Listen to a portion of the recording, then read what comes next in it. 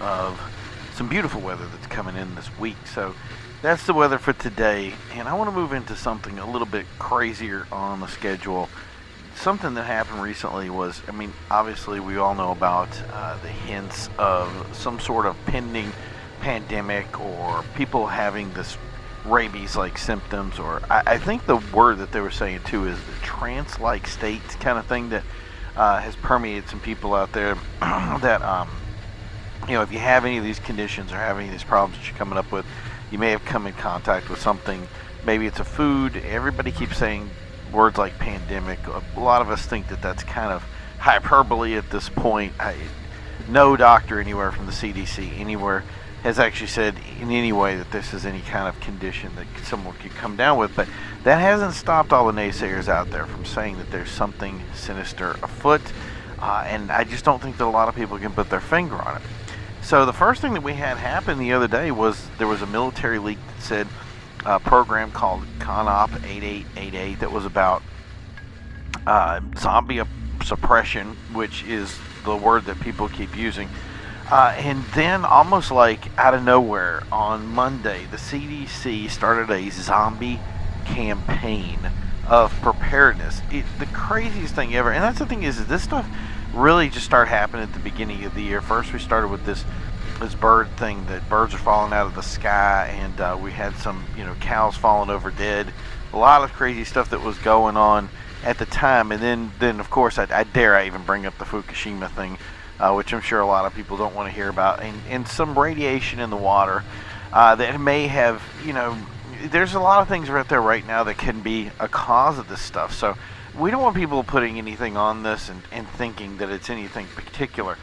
But yeah, this obviously people have done it, and there's obviously going to be some, I don't want to say hysteria associated with it, but I think that's something that a lot of these guys want to keep lower. They don't want to have something like this out there and have people going crazy. But when the CDC opened their news site and talked about zombies, so many people showed up to it that they actually crashed the website. It was crazy the amount of interest that was in this. So it really goes to the heart of what this is and how people are actually seeing it. This is not just some prepper thing where a lot of guys or conspiracy theorist guys are getting behind something that are interested in the end of the world, if you will, or what they call the SHTF moment. This isn't just some passing thing. People are genuinely interested in knowing what's going on. So one thing that we wanted to go over today was at the end of it, there's some preparedness things for your emergency kit, and we wanted to go over those. So for those of you out there who haven't had a chance, it really does kind of put a staple on everything of really just being prepared for any moment, prepared for any kind of situation out there where you're kind of stuck at home for a long period of time. I mean, I doubt it would be anything like a year or any year, 2 years at most. You know what I mean? We're talking about maybe months, days, that kind of thing. That would be something that you should be concerned at the worst. But that's the thing is you always having that emergency kit handy for you is important. And so, like I said, at the end of this, it has a big list of things that you should have ready. We're going to go over those because this is really the meat and potatoes of the whole thing. Definitely have water available. It says here 1 gallon per person per day. So you're going to have to judge based on how long you think you're going to be cooped up for. Obviously, food, non-perishable, easy to prepare items, minimum 3-day supply. Flashlight, a battery-powered or hand-crank radio, which this is an NOAA weather radio if possible. I think this is a big one. A lot of you guys out there don't think about radio, and you need to think about radio. Radio is huge. It's the big communication thing. When all else fails, it'll always come back to us and the radio, and that's just how it works. So extra batteries, obviously, first aid kit. It says whistle, which I thought was interesting. Antibiotic ointments, bandages, face mask, gloves, and a reference book. I don't know what the reference book is, but antibiotic ointments, that thing seems like the big one. Medication, so if you have medication, having a 7-day supply of medicinal dispensers if necessary, and getting a little bit ahead of that. Obviously, that's something, I don't know if they'll actually give you extra medication. You might have to take some extra cautions if that would happen. And the other thing is, I think that when it comes to medication, if something were to happen, it probably would be a concern to be able to get something, because I think everybody would be trying to get these supplies.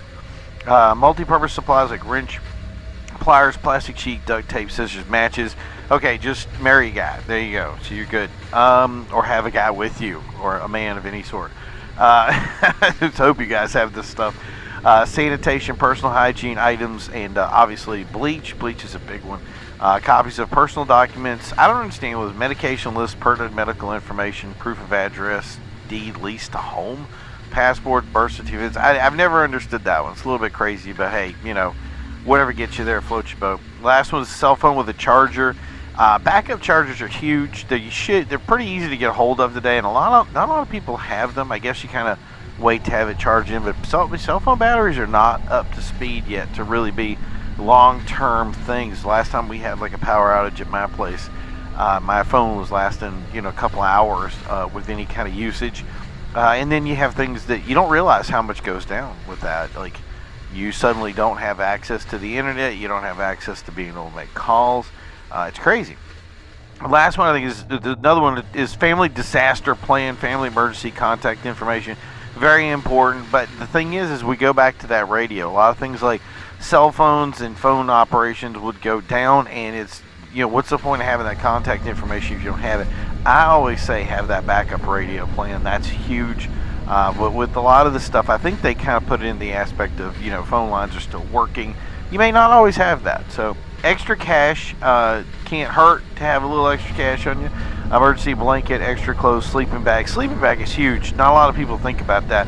And at some point, if you want to sleep, you're going to have something to sleep in. And you don't realize how cold it gets out there once you've lived in a heated house. Maps of the area, always great to have a map. I always have a map with me no matter where I go.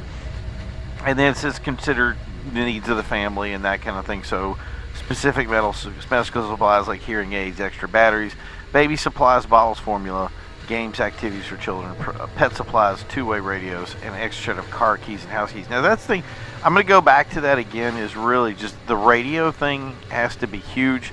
A lot of these guys, you go out there and get these radios and you think that they they say they go 20 miles or something like that. In reality, they can usually only go 2 or 3. Now, that's not to say that the radio itself is bad. It's just to say that, once you get out in the woods, there's a lot of stuff that can block radio signals and keep you from communication from each other.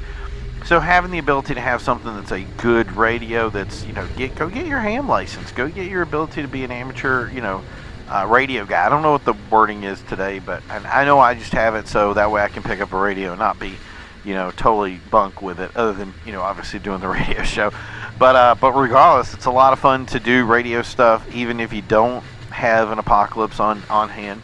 But that's the thing is that's something I would suggest to everyone. A lot of this other stuff, it should be kind of a no-brainer for you. Well, I hope it is. But yeah. So do I think that we're going to need any of this stuff? No, I don't think we're going to need anything big.